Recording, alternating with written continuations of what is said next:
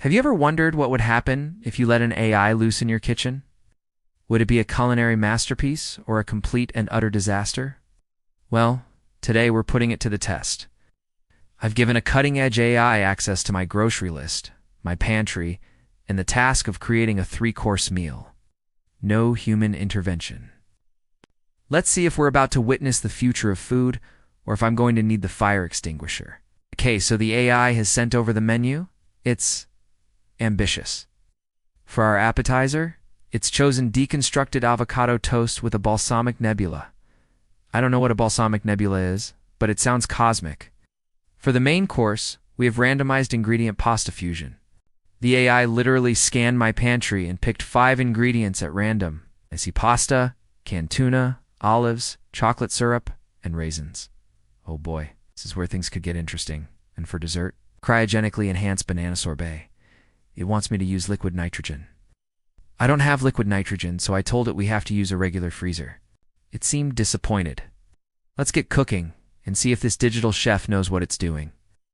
First up, the deconstructed avocado toast.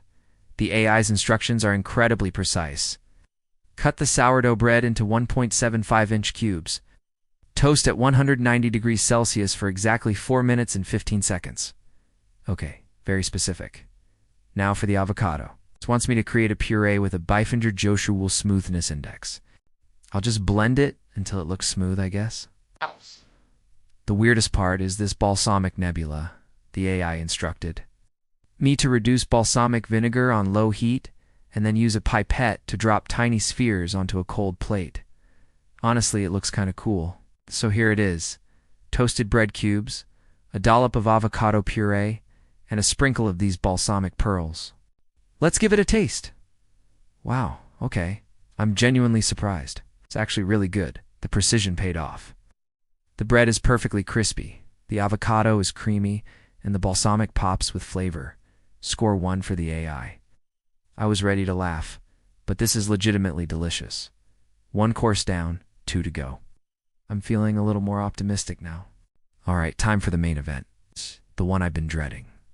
Randomized ingredient pasta fusion. Let's review the ingredients again. Spaghetti, canned tuna, black olives, chocolate syrup, and raisins. My stomach is already doing flips. The AI's logic, it explained, was to create a dish that challenges traditional flavor pairings and provides a unique gustatory experience. Unique is one word for it. The instructions are to cook the spaghetti, then in a separate pan, create a sauce by combining the tuna, sliced olives, and scallops, and chocolate syrup. Finally, I'm supposed to fold in the raisins at the last minute. I feel like I'm committing a crime against Italian food. The smell is indescribable. It's fishy, it's sweet, it's savory, it's wrong, it smells wrong. But I have to follow the recipe. I'm mixing it all together now. Look at this. It looks as chaotic as it sounds. The chocolate syrup is clinging to the tuna in the most unappetizing way. But for science, for you guys, I have to try it. I'm taking the smallest bite possible. Here we go. Pauses. Choose thoughtfully. Nope. That is a solid nope. It's a culinary car crash. The sweetness of the chocolate and raisins clashes horribly with the salty, fishy tuna. The olives are just confused bystanders in this whole mess. Ow. It's like every ingredient is fighting a separate war in my mouth, and everyone is losing.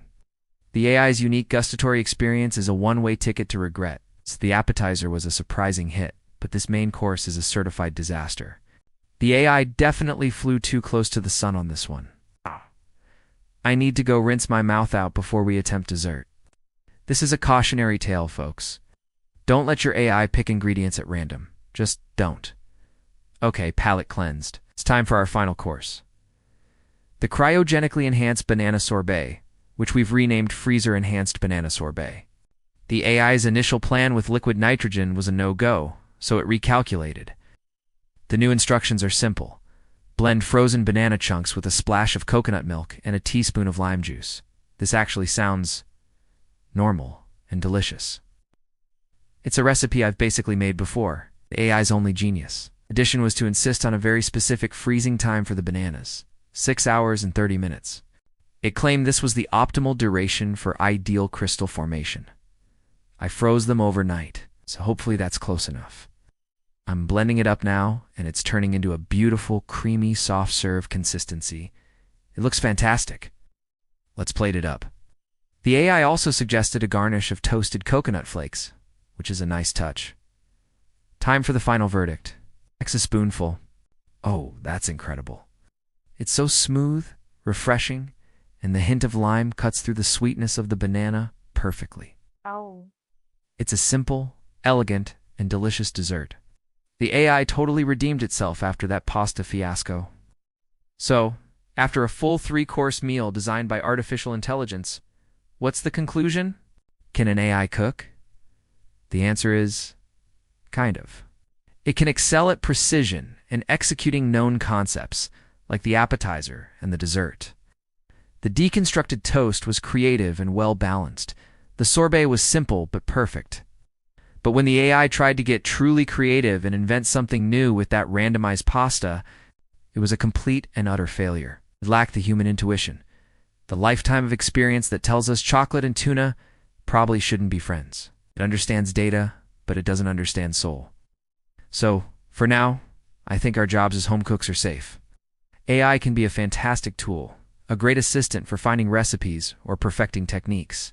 But the heart of cooking, the creativity, the instinct, the love that still belongs to us. And I, for one, am very happy about that. What do you think? Would you let an AI cook for you? Let me know in the comments below. If you enjoyed watching me risk my taste buds for science, make sure to hit that like button and subscribe for more culinary adventures. Thanks so much for watching, and I'll see you in the next video.